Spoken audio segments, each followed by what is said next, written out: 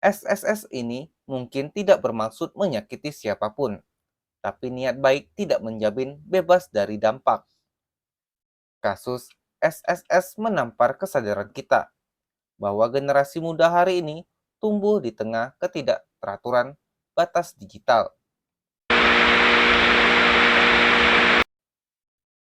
Gue masih ingat saat pertama kali memposting sesuatu di internet.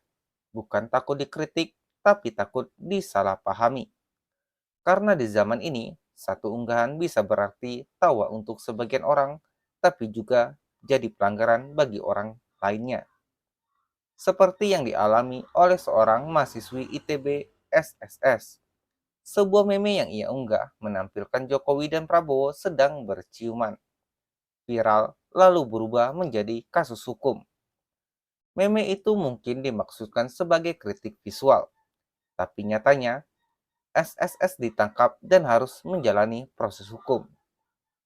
Dunia maya tak pernah benar-benar maya.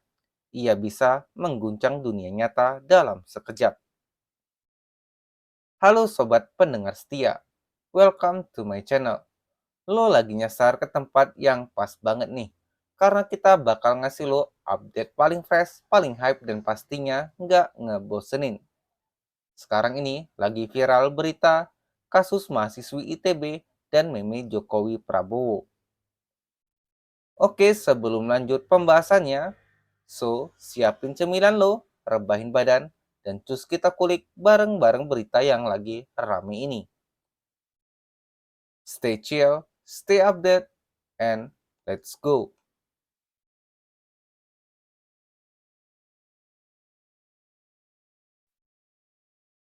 Banyak dari kita percaya bahwa internet adalah ruang paling bebas. Tapi nyatanya, pagar-pagar itu ada. Ada hukum, norma, dan sensitivitas politik yang tak bisa diabaikan.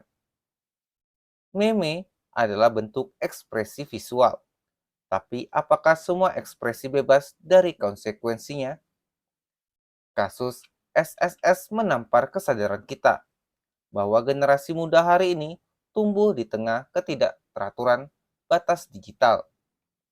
Kita perlu bertanya, apakah negara terlalu reaktif ataukah kita yang terlalu sembrono membuat konten tanpa berpikir panjang? Batas antara kritik dan penghinaan kini menjadi kabur. Dan siapa yang berhak menentukan batasannya?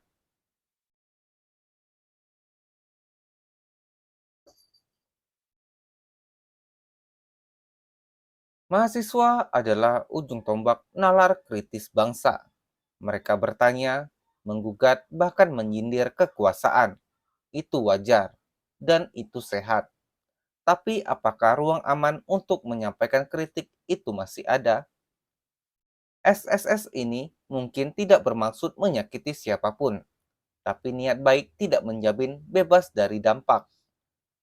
Sebagai orang berpendidikan dan sebagai orang tua, kita harus bertanya, apakah penjara adalah satu-satunya jawaban untuk kesalahan digital? Mungkin sudah waktunya kita lebih banyak membina daripada menghukum, karena mahasiswa bukan ancaman, mereka mitra. Mereka calon pemimpin yang butuh ruang untuk tumbuh, bukan ruang untuk diadili. Berikut pernyataan dari pihak kepolisian dan kuasa hukum dari pihak SSS. Bahwa pada hari ini, rekan-rekan sebagai perkembangannya, hari Minggu 11 Mei 2025, penyidik berdasarkan kewenangan telah memberikan atau melakukan penangguhan penahanan terhadap tersangka. Penangguhan penahanan ini diberikan oleh penyidik tentunya mendasari yaitu pada permohonan dari tersangka melalui penasehat hukumnya ya, serta dari orang tuanya.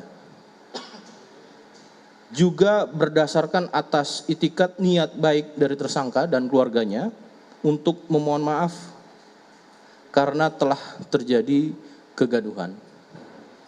Juga permohonan maaf ditujukan kepada Bapak Prabowo dan Bapak Jokowi serta kepada pihak ITB di mana yang bersangkutan sangat menyesal dan tidak akan mengulangi perbuatannya.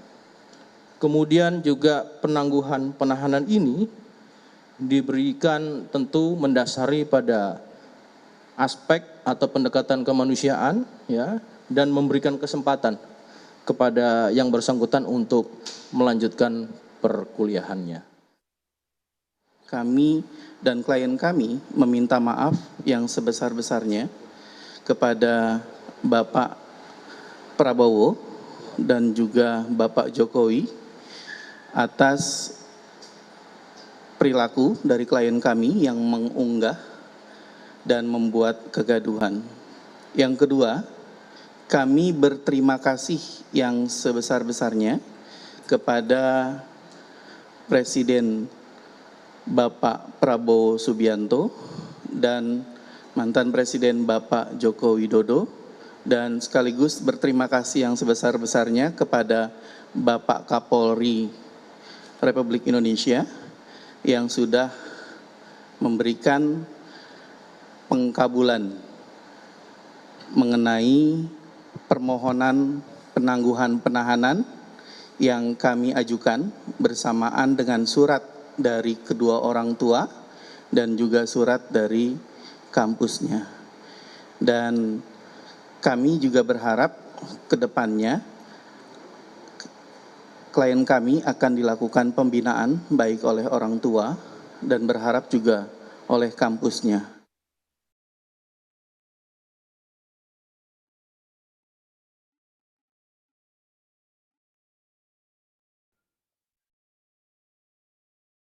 SSS telah meminta maaf. Ia menunjukkan penyesalan. Ia ditangguhkan penahanannya. Tapi kasus ini meninggalkan bekas yang lebih dalam. Sebuah pengingat bahwa setiap unggahan membawa dampak. Kita semua sedang belajar menjaga lidah digital kita. Belajar untuk tak langsung menghakimi, tapi mendampingi.